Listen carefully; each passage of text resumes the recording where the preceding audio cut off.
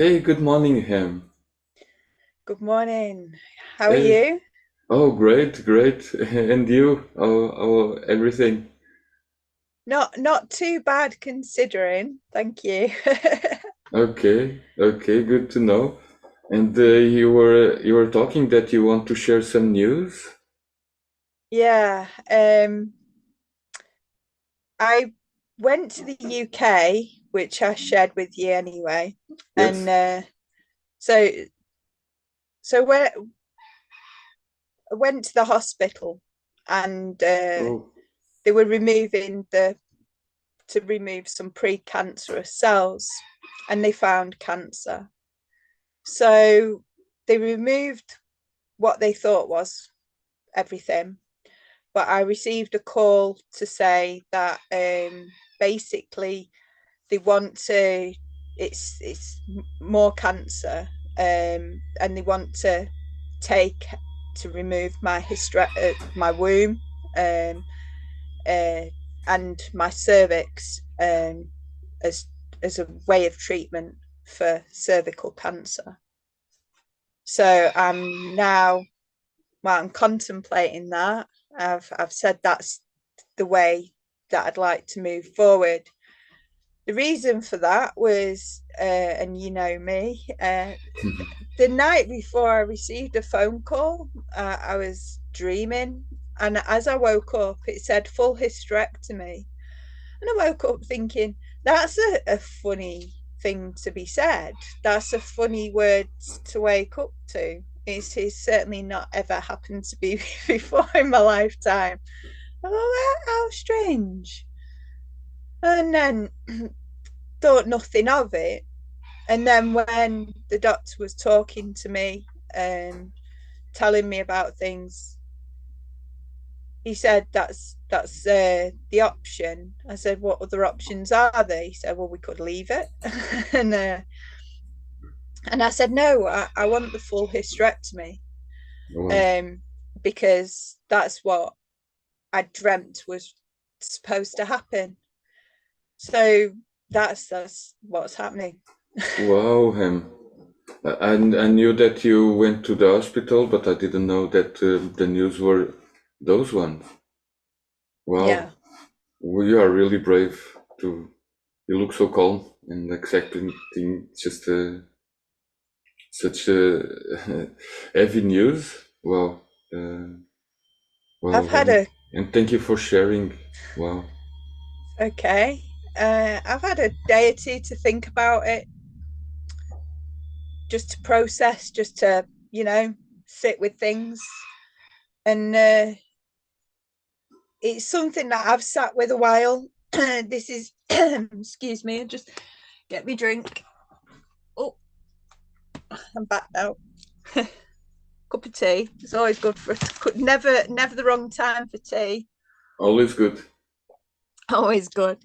Um, so yeah, I've danced with death a few times in life. I used to sit with suicidal thoughts a lot as a younger woman, and my first, I suppose, really close dance with death was I walked Hadrian's Wall, which is like 86 miles in 6 days, and towards the end of the walk, I'd got an infected blister. I ended up being taken into Carlisle Infirmary, um, after I finished the walk, mind. I finished Hadrian's Wall walk. My friend's like, "You're not right. I'm gonna take you to hospital." I'm like, "No, no, no." He's like, "Yes, yes, yes." So he took me to the hospital, and they basically pulled me in straight away. And I would have either lost my leg or died. But no one told me about the death thing. No one told me about that. They didn't tell me. Like, it was me and my body, but they didn't tell me. They just said, she might lose a leg. And I thought, this isn't happening. I'm going to walk out of here. And that I did, you know. And I really thought about living and dying after that. And then when I had my stroke in, 2017, I really, really sat with things, and I remembered how impermanent life is, you know, how life can come and go in a blink of an eye. One day you're working, you're doing stuff, and you've got all these roles that you play, and then you fall asleep and you wake up and you can't move because you've had a stroke. Things can happen in such an instance. You never know when it's your time, not unless it's something like an assisted death or something like that. You don't really get much of a choice or much of a chance to make the decision. You know, it's something that's not really within our control. So I've always been so grateful for living. And I worked with Samaritans on the railway, trying to prevent suicides as they were happening. And I used to sit and talk to my grandfather before he passed about living and dying and things. So for me, it's kind of another reminder. And when you think already that you make your peace with something, whether it's living or dying or anything,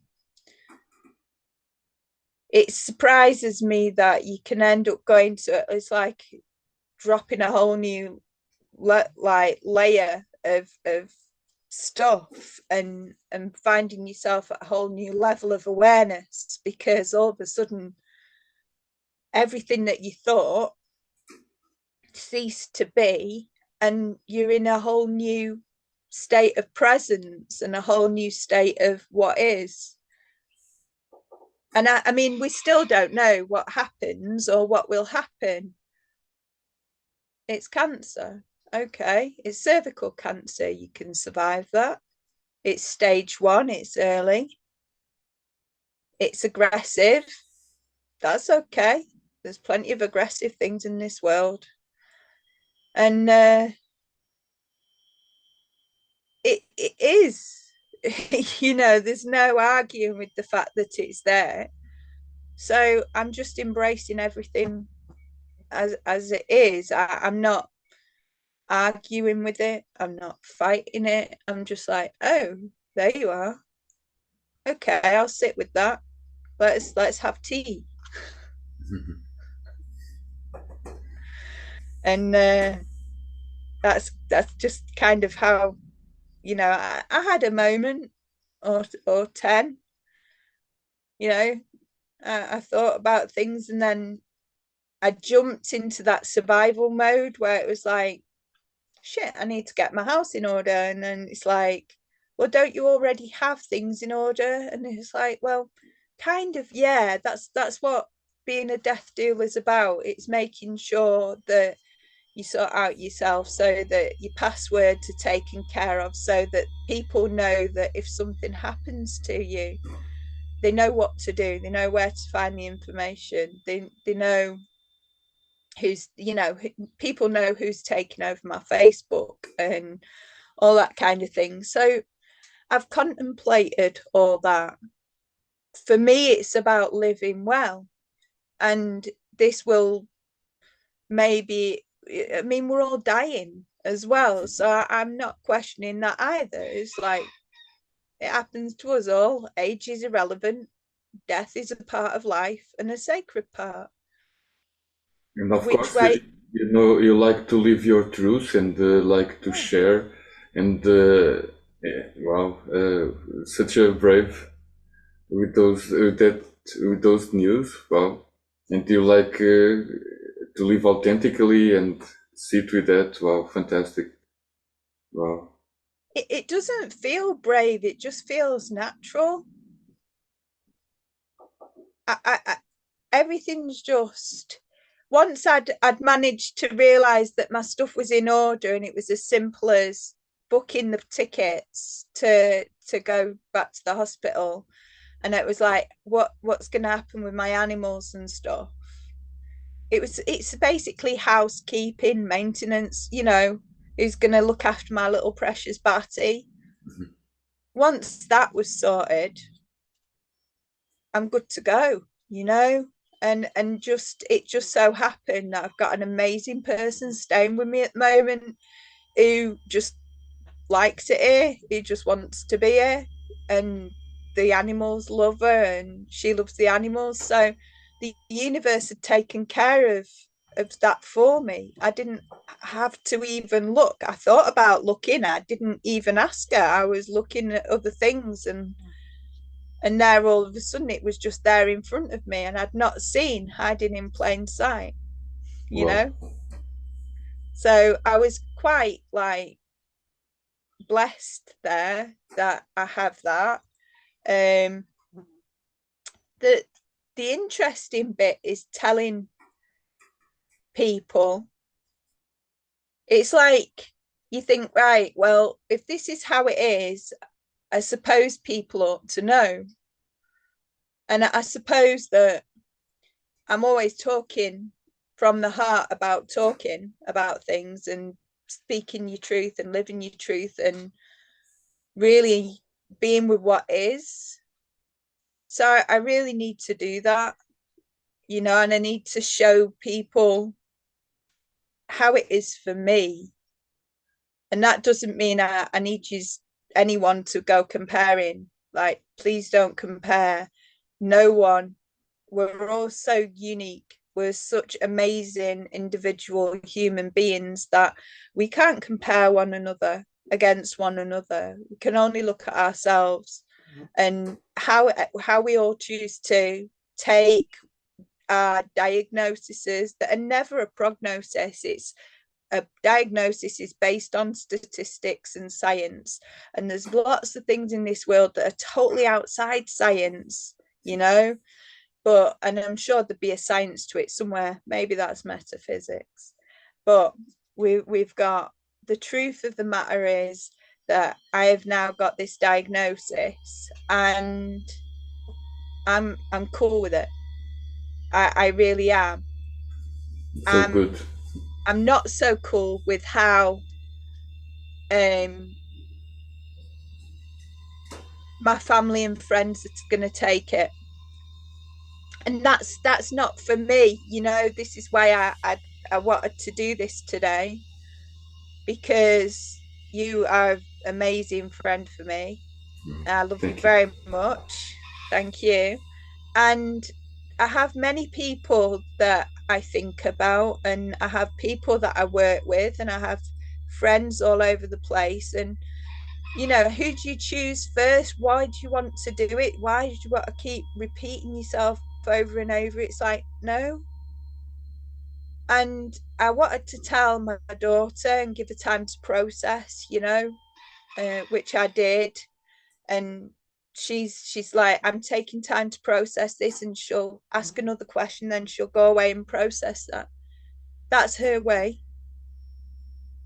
My parents, I told this morning, Oh, my, good. my dad looked like he'd just been hit by a bus.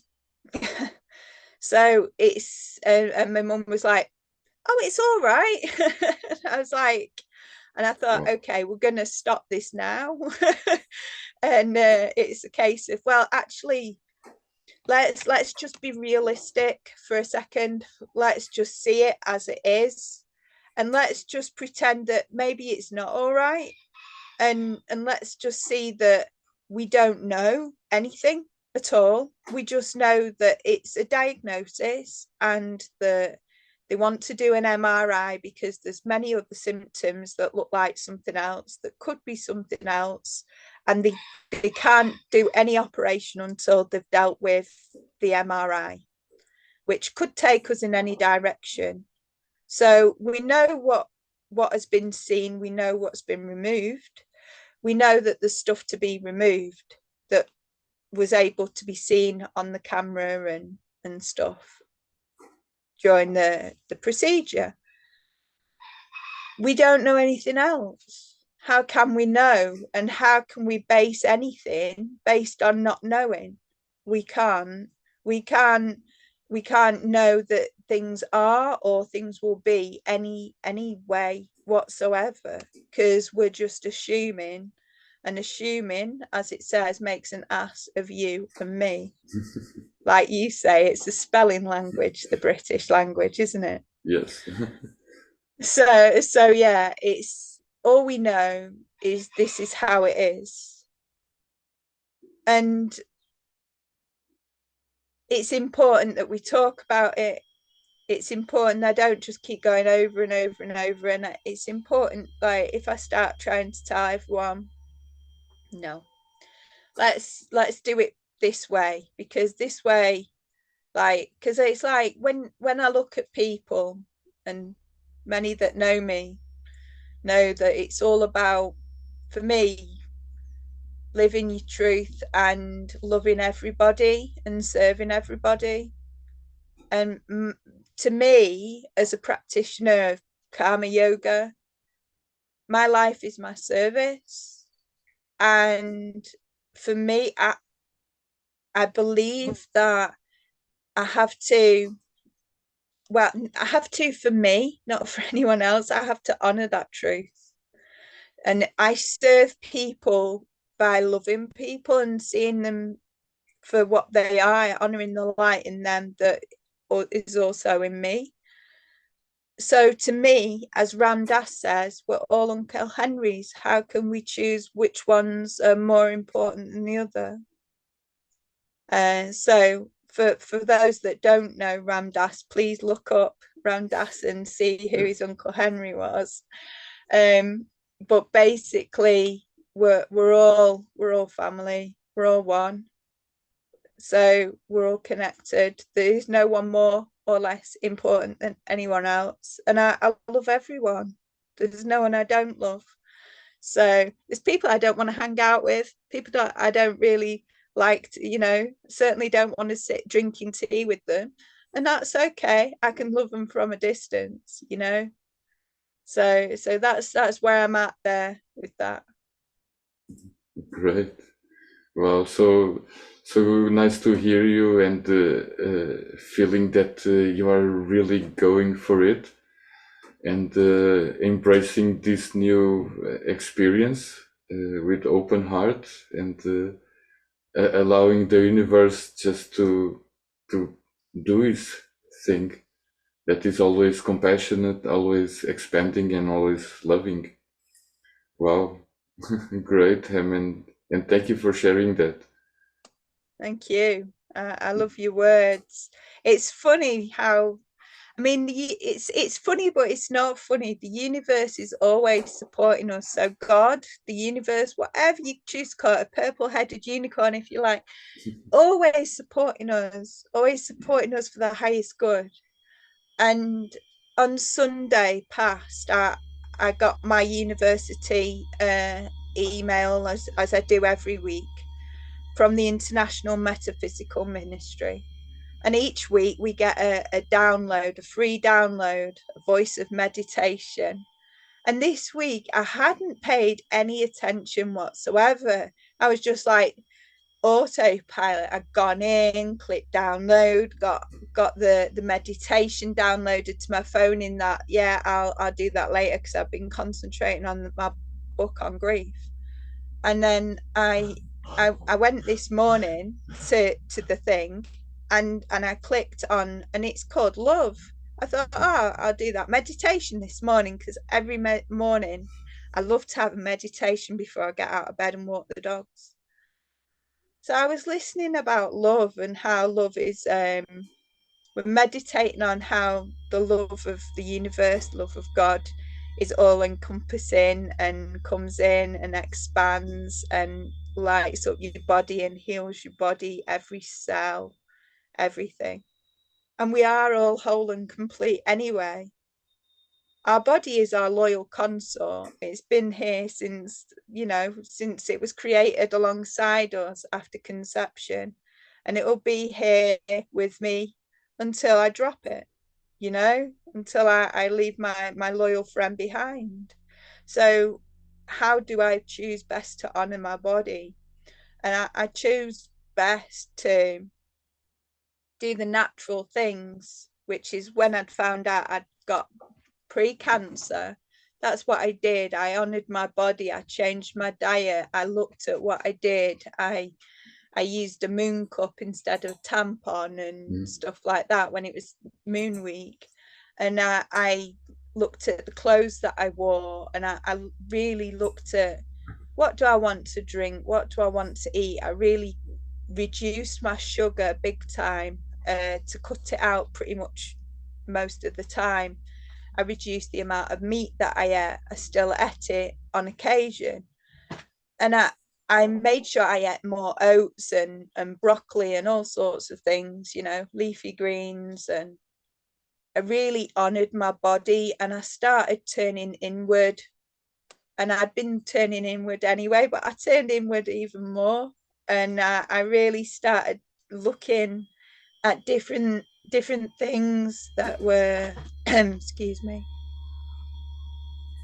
different things that were connected with my root chakra and my lower chakra system.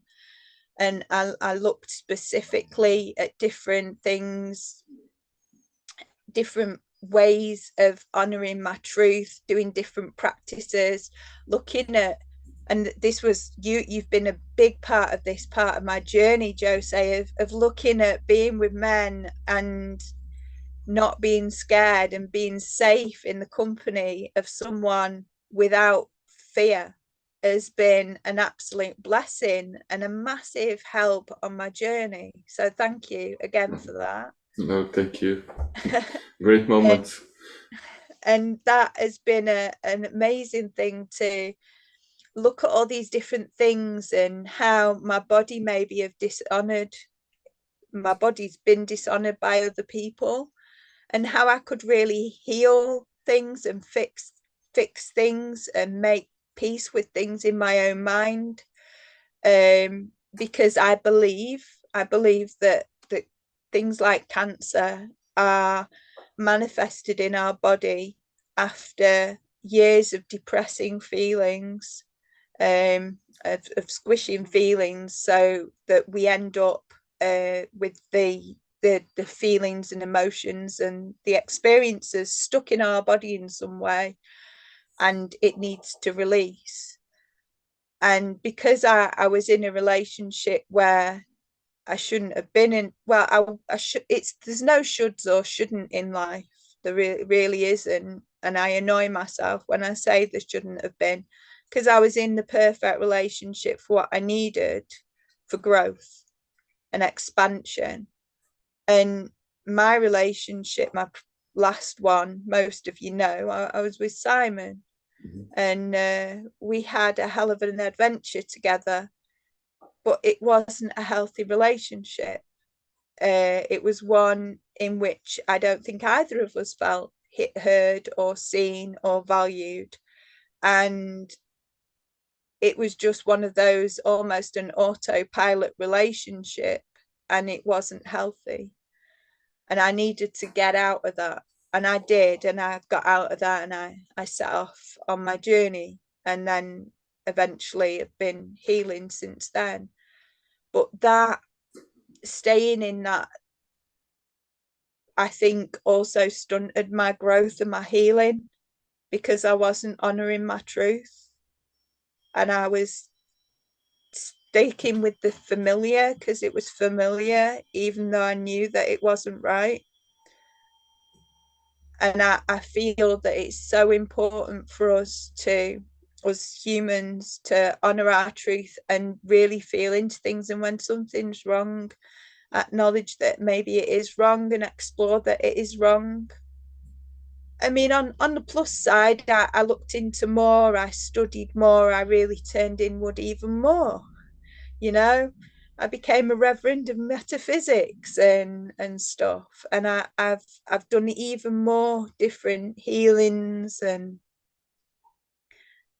but I've just not got to the stage where it's completely gone. It's there, and it's, I mean, we don't know if it's supposed to be. This is my just contemplating and sharing my thoughts with you. It's supposed to be an aggressive cancer, which I think I've shared with you that they've said it is.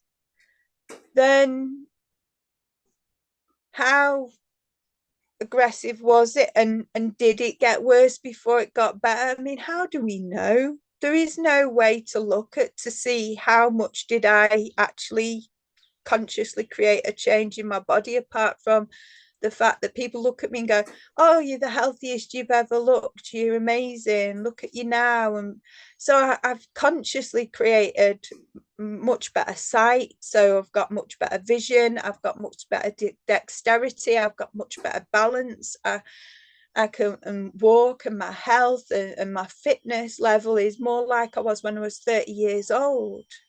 The fact that I've lost 20 kilograms since, well, in very little time at all is pretty amazing. And it wasn't intentional. And no, I didn't want to lose the weight. And no, it wasn't good from my perspective. But many other people keep saying how good it was for them, that they thought I'd lost weight and I looked good and I should keep it off. I'm thinking, oh man, are you mad? Like, I'm loving that you're thinking that from your perspective, but really that's not my truth. So yeah, that's, I think I'm losing my train of thought there. Where was I, Jose? This is stroke moment, when my brain goes. And then no problem. We are just talking and you are sharing, and it's been nice and opening yourself and all your stories and experiences, and all the moments that you overcome, all the standards and all the traditional thinking, and you stick to your truth, to your intuition, to your respect for your temple. Wow, fantastic. Thank you. Yeah. You mentioned yesterday, didn't you, about medicine? I think that was in my notes. And I Yeah. think that you'd said that it's really important to acknowledge the fact that it isn't just about spirituality. And I fully agreed with you, because for me, it's all about science as well. It's allowing the science to take place. So it's knowing that I can honor my natural. So that I'm back on track now.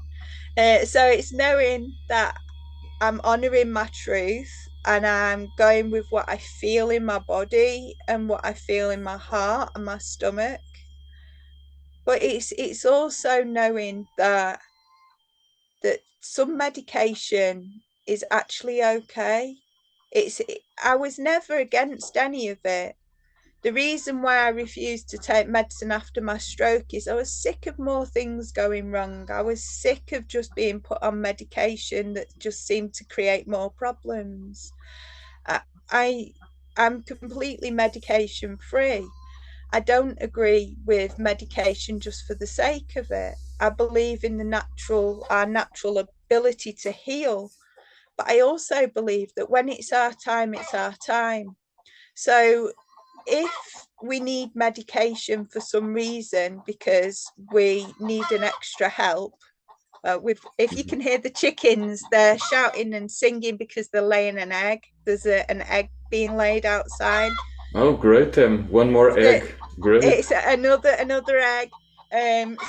So this is the egg laying song. So we must be coming up for something exciting, as well as an egg. And an egg is a beautiful thing to birth into life, because it's more potential life, isn't it? So what was Matilda? Come on now, she's right outside the door singing about having an egg. It's Maybe today it's two eggs. Maybe it's the extra blessings. it is. I think you're right. So what I'm trying to think about without the egg laying song, it's like, yes, thanks, girls. Is that medicine is a tool for growth too. We shouldn't be ashamed to take it if it's what we need for extra support. Medicine is a tool like anything else, and everything is medicine. the bit that matters is it should be an informed choice, an informed decision. We should be able to find out what it is, what it does, why we want to take it, and see what other options are available. So, what will it do to our body? How can we be with that? And then we can still use all our spiritual, so any other medicine, whether it's prayer, visualization, manifestation, meditation, affirmations, energy healings, which is pretty much anything really, is an energy healing because everything's energy. So like things like you and your sound healings, all these things are ways in which we can honor our bodies, and we can use them on their own, or a lot of them support medicine as well, or medicine depends what your perspective is, doesn't it? But one can support the other, and that's perfectly all right. So I choose to go off the non-medical ways of things when I can, and I choose to just go for the natural route. And having a hysterectomy is chose as the choice because I dreamt it. Mm-hmm. And there is no more logic to it than that. And I don't know if that'll be the difference, and I don't know whether that will affect any form of time, because when it's our time to go, it's our time to go. So I'm not bargaining for anything. I'm not trying to buy anything. I'm not trying to sell anything. I'm just cool with where I'm at, and feeling into what's the best decisions that I think I can make for myself in this particular situation. Well, we might have peace out there now.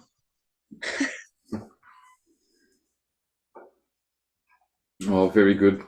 Yeah, because you told me that, and I was very happy because in a way, to what we want, to merge all the things, nothing to be just boxes that don't communicate, and we see the spirituality merging with the science, and why not merging the Occidental allopathic approach to medicine integrated with other medicines. It's why not? Because everything is energy, everything is divine, everything is blessings. So yeah, why not combine holistic approaches with conventional medicine? Because conventional medicine has so much good technology that it's very good for diagnosis. So of course we have also, as you have, techniques to diagnose energetically or other ways, but nothing is bad. So why not get also that help? Why not? Of course, we want all to be natural, and want all to be more biological. But our science, our medicine is not so biological. But why not? If it solves or helps or keep us continuing our mission, why not? It's not bad. It's not good. It's just something that there is that you can use, and you can choose to use it more consciously or just go with it. And of course, it's nice that you also have, as on the other aspects of your life, like an holistic approach, and everything is whole. Everything can add also and help to be more complete. So I'm very happy that you also do that in your personal life, living your truth, your values, and combining everything. Wow, great. Yeah, I think it's important to acknowledge all the feelings, and I've not. I'm sharing how I've been feeling, and I'm sharing the truth of that. And I don't feel angry. I feel sad for people that, like, when I told my friend, um, I felt her deep sadness and her heartache because, she's a friend who started off as a client that I've followed through a really tough stage in her life, and we've got a real strong bond. And it was an interesting conversation, and I was it it put a different angle on things. It for me, because I wasn't sad, but I felt her sadness fully, and the tears streamed out my face, and they weren't coming out of hers because she was holding it back, and she was like, and I'm like, I can feel this. I can feel your feelings here. Um,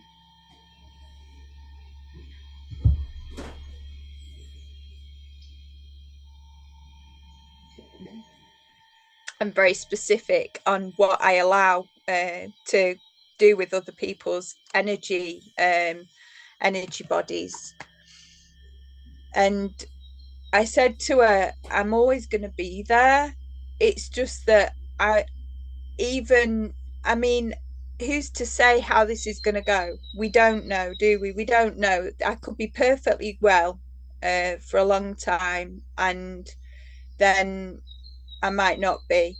And one day I'm going to go because I can't stay forever. So we know that.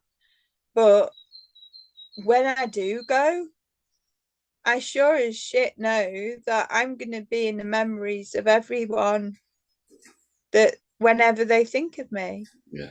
And whenever, like, the tools that we practice, like, we feel each other, we know that we're there, and we have that energetic connection. So maybe I won't be in the body, but I'll still be there somewhere. I'll still be in the sun, the wind, the crazy animals, you know, everything that is, I'll still be present, just in a different form. Energy can never go nowhere. It can only be and transmute into a different energy. So, I know that somehow, somewhere, I'll still be perfectly whole, complete, and present, and that's how it is. That's the truth of it. Wow, but that is very special, and of course, not all the people feel like that. But it's very inspiring to see you talking about these subjects that normally they are very heavy, and they always bring bad feelings with such an ease and such a lightness. Wow, that is very inspiring for all of us. Wow. Thank you. The thing is, when we're talking, like for us talking anyways, it's always we've got a different connection. And when people, so we've always shared that open, honest conversation. We've got a really good communication thing going on where we can really just flow with each other. Whereas, and we both do the work, we're both dedicated to doing work on ourselves. We both turn inward in our lives and choose to honor our truth in whichever ways it shows for us in our life. We sit with that and we discuss it. We have done many times, and we do things about that. And this isn't how most people are. The majority of people don't allow themselves that time to sit with it, which is why things are so heavy.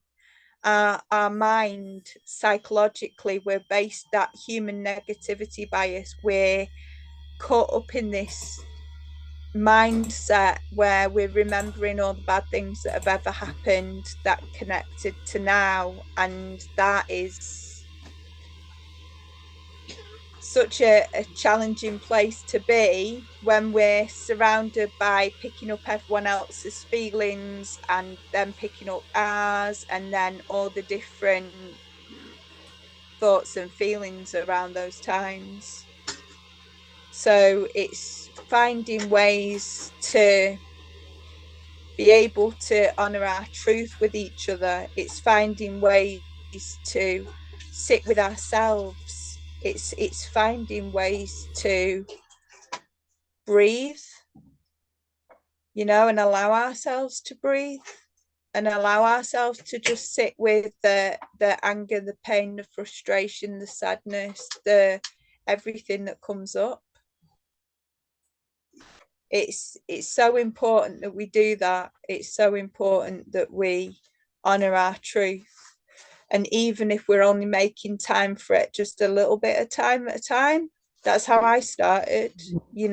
I used to start just like a few minutes of meditation a day, and it developed from there. And then I was looking at how was I thinking, what was I thinking, how could that change? So it was always looking at things and feeling into different ways forward and seeing what could really honor the moment and things. Wow, so nice. Because of course these mindful practices, they help us a lot to um, to be observers and not just mere participants.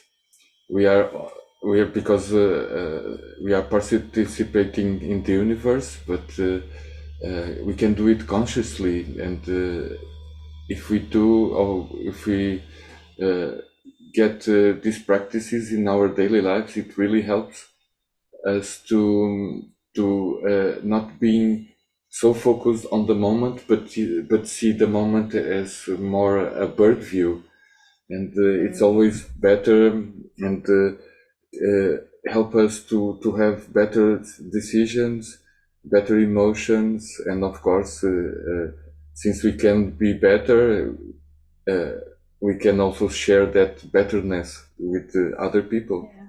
Because when we are really sad, it's okay to be sad. It's okay to have grief. It's okay to be sad for people. But also we can be not neutral. We can be just there holding space, or even holding space for ourselves, as you are doing. It's so beautiful to do that, and honoring yourself by doing that. Wow. It's hard work to hold yourself, and it didn't happen overnight. It took years and years of practice. In the end, it was the rain meditation that I did, that I studied with Tara Brach to do. uh, she's been an amazing part of healing and sitting with all sorts of suffering, regards grief and trauma work particularly. And rain meditation's one of my most go-to meditations, because it really helps you meet yourself with compassion and show yourself and others compassion, and find that higher perspective. And another practice is my shamanic energy work, and that has taught me, because it, rather than say use the mindfulness techniques that we would through, say, Buddhism and Buddhist practices, and breath work, and other like somatic work, like Peter Levine and things. What we've got is the shamanic stuff, which helps us look at eagle, and we bring in eagle, which is also, or condor, depending on where you live, which is also relating to Great Spirit. And we ask them, please, Great Spirit, lift us. Eagle, lift us. Let us fly wingtip to wingtip with you, so that we may gain a higher perspective of all the turbulence that's up there, and we can just see and be and know with a whole heart, instead of how we were when we were maybe caught up in our fears, you know. And Jaguar, I'm a Jaguar medicine woman. I'm a Wow. Nuster priestess. Um, and as a Jaguar medicine woman, my training from the Amazon is we must face our fears, and we must look and we must walk forward with courage. It doesn't mean to say we can't have fears. Oh, yes, we have fears, but we just look at them and we meet our fears and we invite them for tea, which is very much like the Buddha, you know. I see you, Maya. Come, sit, we can have tea. So there's so many practices and belief systems that integrate and that overlap, and that can help us honor our truth.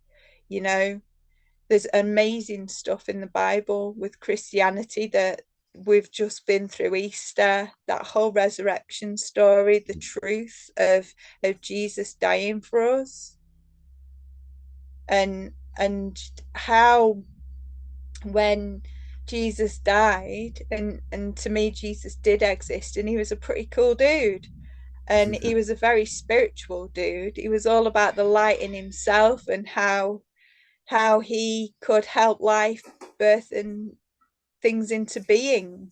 He's a very creative man and a very thoughtful man who spent a lot of time in meditation and prayer. And his giving up what was and showing us that you can get life again. And he seemed to, he knew all about karma. You know, he knew all about the karma of his actions, and he knew all about the humanness of our human experience, where we are just humans. We're just living in our human experience, and we can get caught up so easily. So And easily. yeah, and it's knowing that we can take a pause at any time and just take a bit of time out and just sit with ourselves, which he showed us how to do over and over and over. And that gave it helped him gain clarity and find ease, and he was relatively calm, apart from when he got a bit upset having his throwing stuff about in the temple that time. Oh, okay. He was upset over the taxes or something, Yeah. and he was saying about God, and this is the thing of men, the money that is something to do with men, and the king. That's not the laws of God. And it isn't. That is not, like, the laws of man are made by man for man, and they're very manipulated. Whereas the true laws are universal laws, and you can't argue with them. They just are, and they're absolute. So I try and live with the universal laws rather than the law of man, because that resonates for me. But there's a lot about Jesus that I love from, and I grew up with a Christian beginning. He can be the truth, the life, and the way, but so can absolutely anything else. So it's not about honoring another person's truth. It's about honoring yours. Think about Jesus, some dude born all that time ago, um, pretty much living like we kind of do today, and we're trying to live with love, and we're trying to be with peace, and we're trying to find balance, and we're trying to, like, tune into our truths of ourselves and find the light in ourselves, which is spirituality. It's tuning into that deeper part of ourselves. So honoring that, he lived his truth, and he did it to the best of his ability, and he really nailed loving people. He really nailed loving people and understanding the human condition, which is being human and screwing up, and making mistakes, and getting things right, and loving people and helping people and serving people, you know, which is back to Ram Dass, isn't it? We're all walking each other home. Oh, yeah. Oh, yeah. And as we spoke about medicine, like every energy, it can be good because as you told, energy are neutral. So it doesn't matter if it comes from the west, the east, or from this or that tradition. As long as the light comes and we honor that light, we are doing the right. Maybe it's not the right, but it's a natural thing, as you said. Spirituality, it's Balanced. It's balanced. the, yeah. Yeah, Honoring our truth is closer to balance than right and wrong will ever be. And this is a coming up for me right now, so I'm gonna flow with it. Right and wrong. Who's to say? Like, we're all entitled to our own belief systems, absolutely, you know? Well, who's right or wrong regards living and dying and diagnosis and prognosis and medicine and medication? And the, the more that we add righteousness into the mix, into the ingredients, the more separation that we have in ourselves and society, and the more fear and the more imbalance. So as soon as something becomes right or wrong, we're tipping them scales. We're tipping the scales of what is balanced and fair and equal. And I feel that it's not a bargaining act. We're not trying to get the scales to even up. We're just finding balance, and balance brings peace. But the more we stick with what's right, what's wrong, and we can honor our truth through finding our balance without trying to without judging anyone else. You know, some people will say, well, how are you doing that? Why are you not doing this? Why are you not fighting? Why are you doing this? What's going on with you right now? There's something wrong with you. Well, there's for me, there's nothing wrong with me. I'm whole and complete. And I'm at where I'm at, and going through this process exactly how I need to go through this process for me to honor my truth. And I don't know what your truth is or what anyone else's truth is regarding this, but it's so important that maybe you guys honor yours. And if you say, if you're uncomfortable with something, say it. Like my mum said, oh, it's all right. Well, actually, maybe it's not all right, and maybe it's okay to say it's not all right. Maybe it's okay to say, well, actually, it's really, really not all right. It's really awful, or this is the worst news ever in the world. Or maybe it's like, well, that's good news, isn't it? Whatever your perspective is, it's valid, it's allowed, and it's important that you express that. Our diseases of the body are diseases for a reason, because we're dis-ease. That we're not at ease because there's things that we've suppressed, there's things that we've pushed ourselves into, there's things we've turned against, there's so many fears that we've refused to face. And whilst we're whilst we're not facing our fears, and whilst we're turning away from our fears, and whilst we're turning away from our ancestors and our what's gone before and what might come after, and we're so focused on something that's wherever we're at in the moment, not that that's wrong. What we're not doing is we're not allowing our truth, and we're not allowing ourselves, and we're not allowing anyone else to be themselves either, and we're not making space for that. And we've got to learn to drop the armor. Obviously, when we feel like it's right for us, we've got to drop that armor of and start talking, because it's safe to drop the armor. It's safe to start talking about, and the sooner people start talking about living and dying and the process of birth and life and death, the better. The better for everyone. The much more healthier it will be anyway.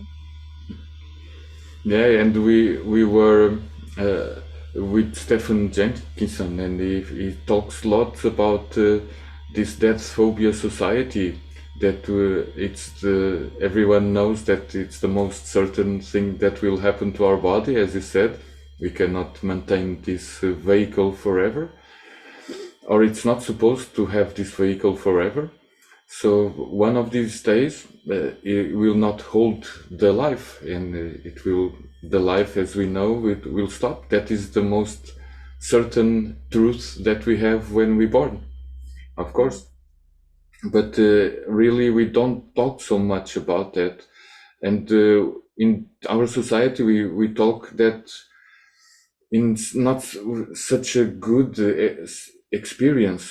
It's always a bad experience. It's always something bad that happened to someone, and it most of the times it's unexpected and unwanted.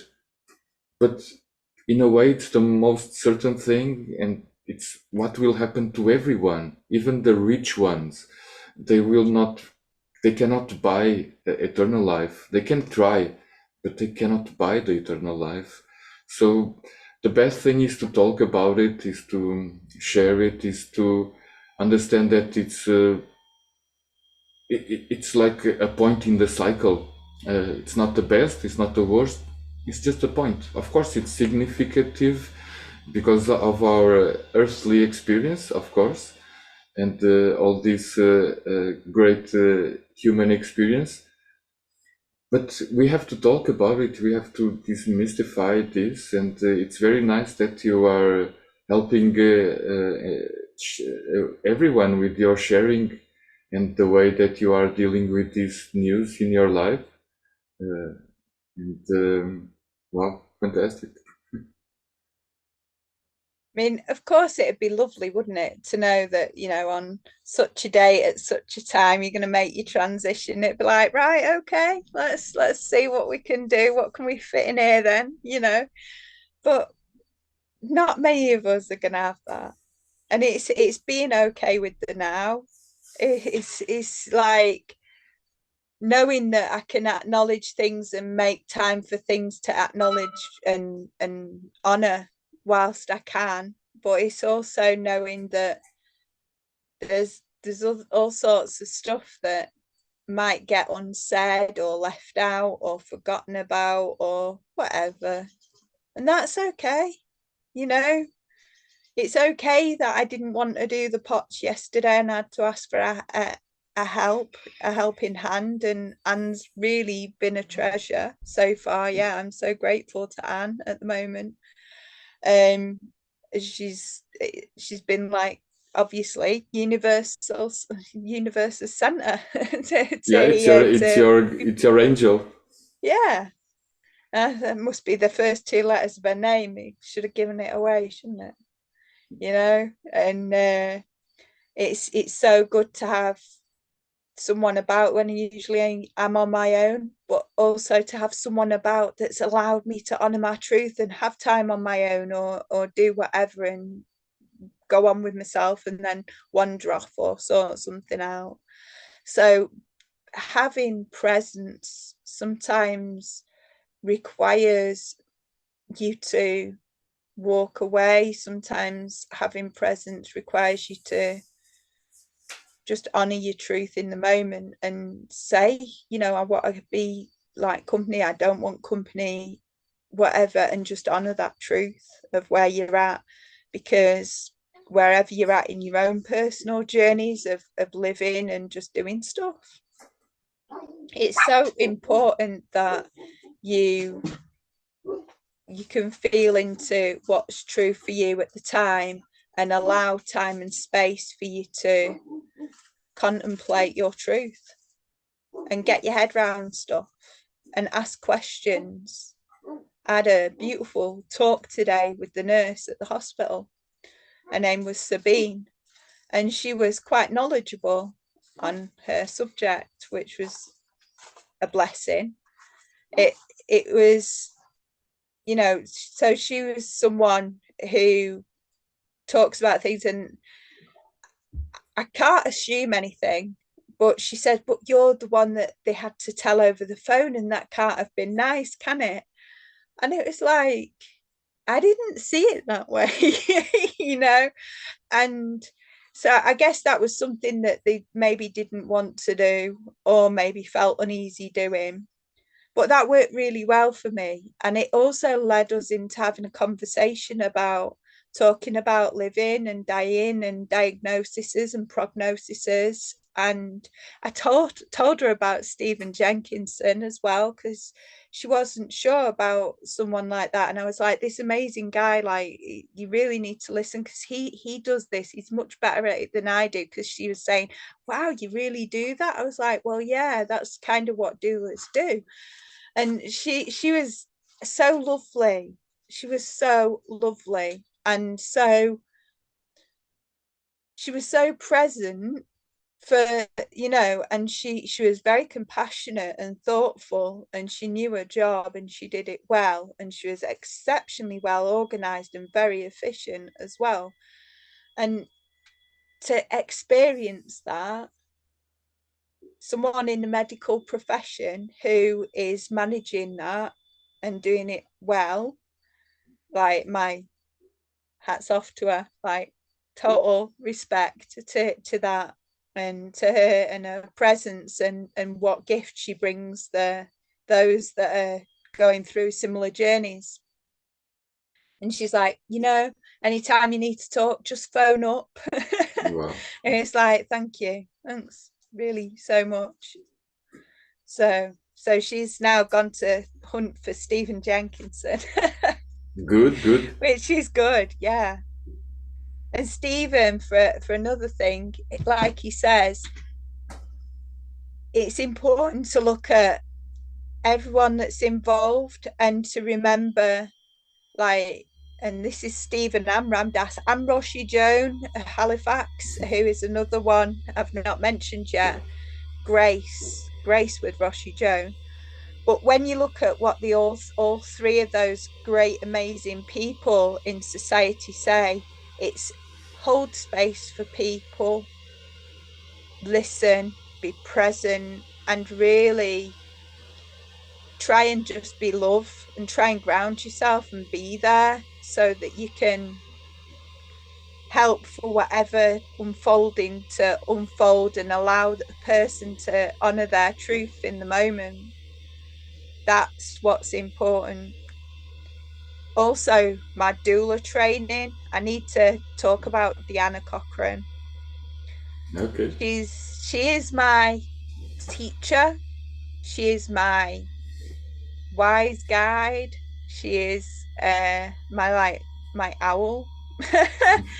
She is an amazingly beautiful human being that I found through Ramdas, and she has been in the death trade, if you like, for many years, and she was a palliative nurse, and she went on to take care of her own mother through her transition, and she went on to creating doulas. She was one of the first ones to make it happen, to take on that face and to start creating the path that I'm walking now, and creating the teachings from her experience and her teachings, and her all the work that she's done as a nurse, everything, and the community that we have at the Care Doula School. And her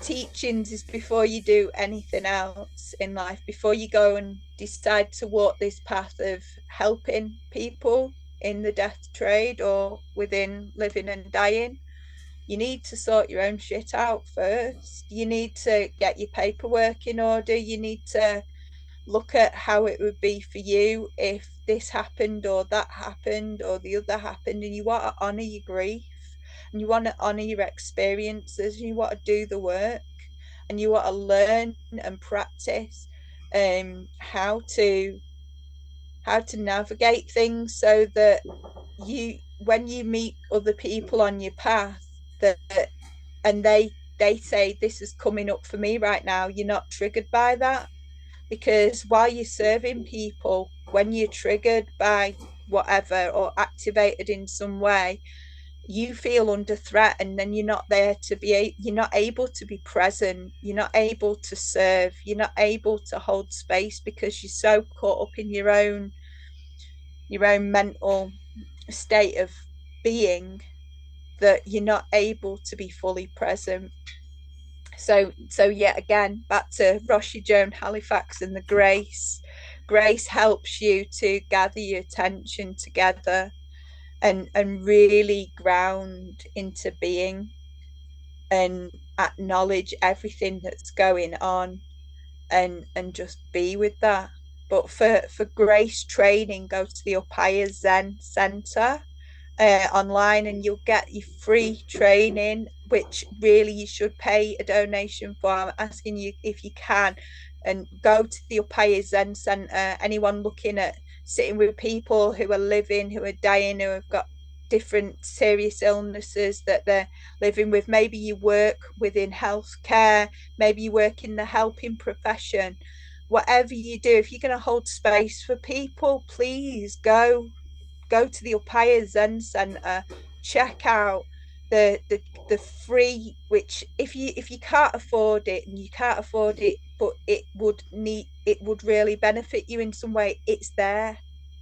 But if you can afford anything, please give to the Upaya Zen Center and help support their work in continuing to train and bring compassion and compassionate care to the world through hospitals. They mainly are based in the John Hopkins University. That's where they do a lot of the stuff with Tony and Cinder. Tony and Cinder do a lot of the work doing true compassionate care, and Wendy as well now is the doctor who works in the ER department.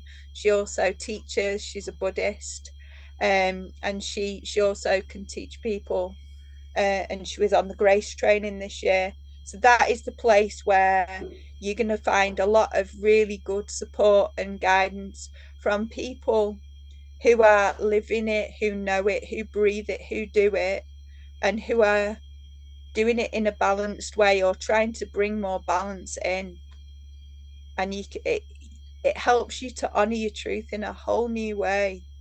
You know, it's so important that we learn to honor our truth and sit with that, because it enables us to help honoring everyone else's truth instead of taking it personally in this impersonal world.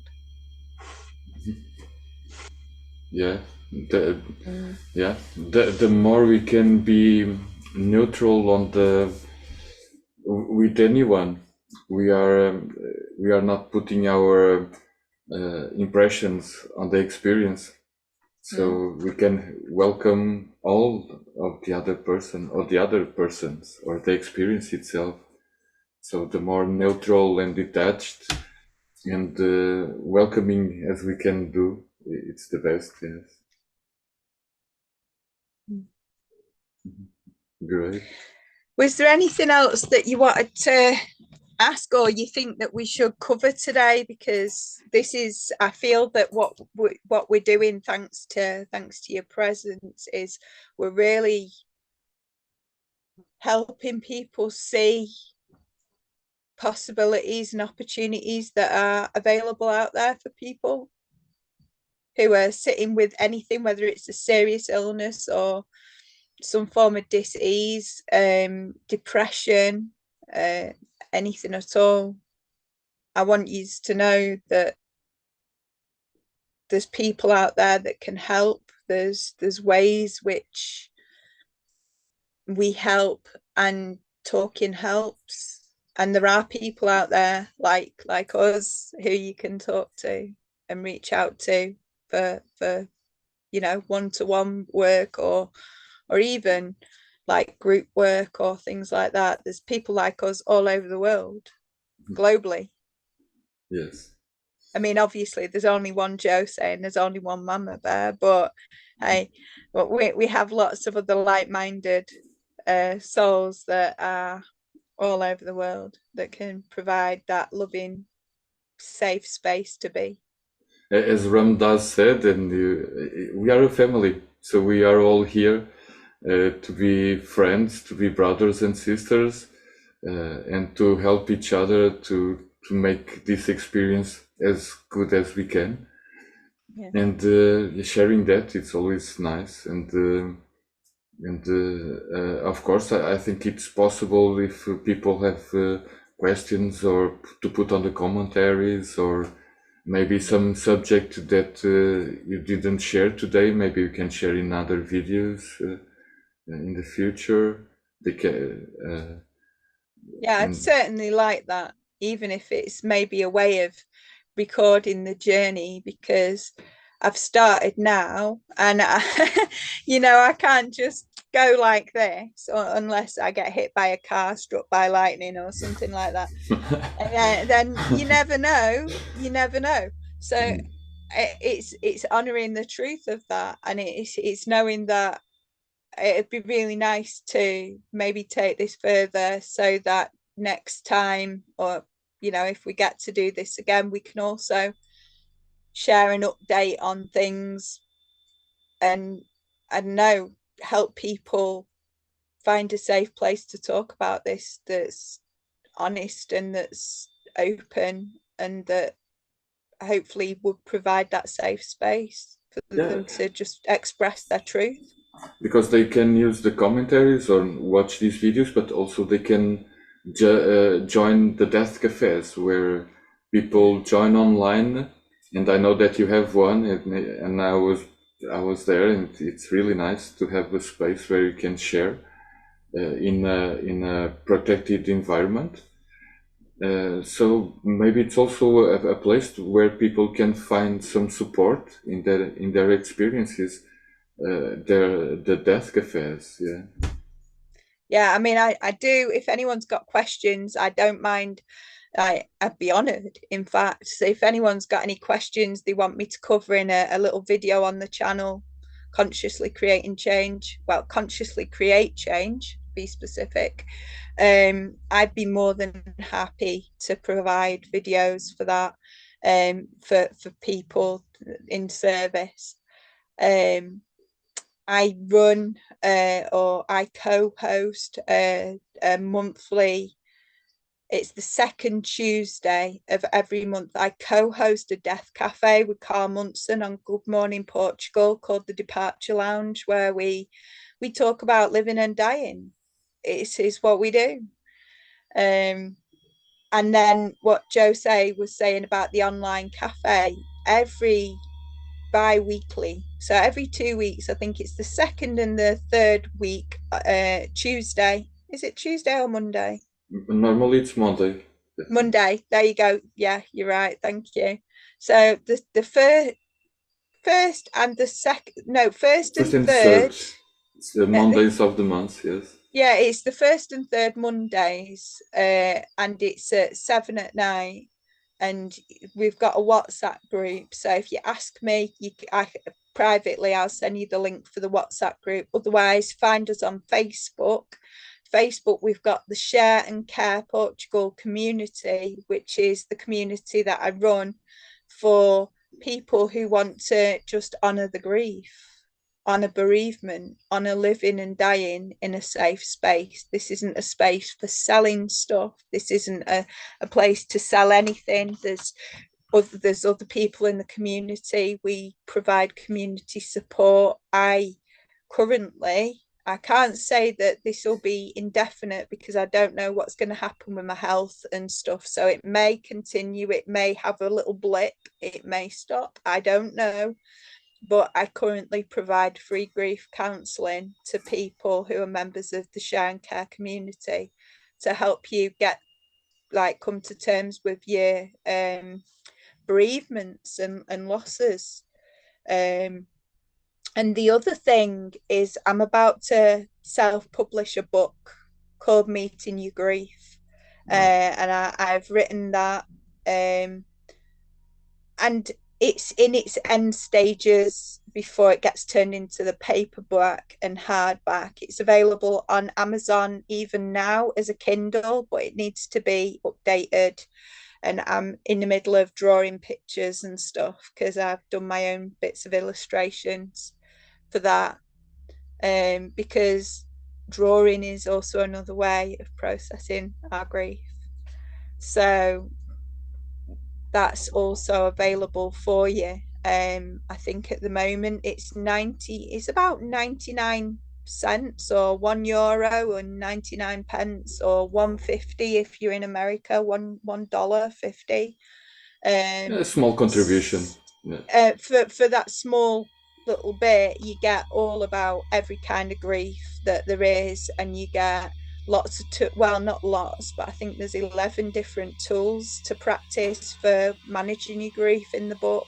Wow, it's a lot. So we've got quite an interesting book explaining how to meet your own grief, how to manage it, how to navigate it, how to kind of get your head around grief, what it is, uh, and allow yourself that time for grieving. Very important. Very important. No, great, Hem. Do you want to share more? I don't know. I feel like sitting in the silence, but of course, there's many people that fear silence. But maybe silence would be a good suggestion that here, where I am in Portugal, we offer space to come and sit in the silence or sit and talk, and you can message me or come and have a grief getaway if you like, and come and camp, and we can sit and we can just be, or we can practice like art therapy, Reiki, and things, and really different ways of processing grief and just being with that. Good, good. So yeah, thank you, Hem, for all the sharing, and I'm very honored to be your guest today, and also being a friend, and also supporting you, or I don't know if I'm supporting, but at least I'm here, and listening to you, listening to your sharings, your experience, your truth. Wow, so good, and. Yeah, we continue offline, of course, as usual. Well, thank you so much for the opportunity. Thank you for holding my hand, walking with me. uh Totally. And just allowing this experience to happen, because I know you're as passionate about serving and loving people as I am. So to be able to be here present with you, even with all the miles between us, it's so good that we can just be together and serve together and keep loving. It's a beautiful thing. Thank you so much. Oh, thank you, Hem. You're an amazing friend and an amazing presence. Thank you. Thank you. But thank you for your inspiration and your And sharings. yours.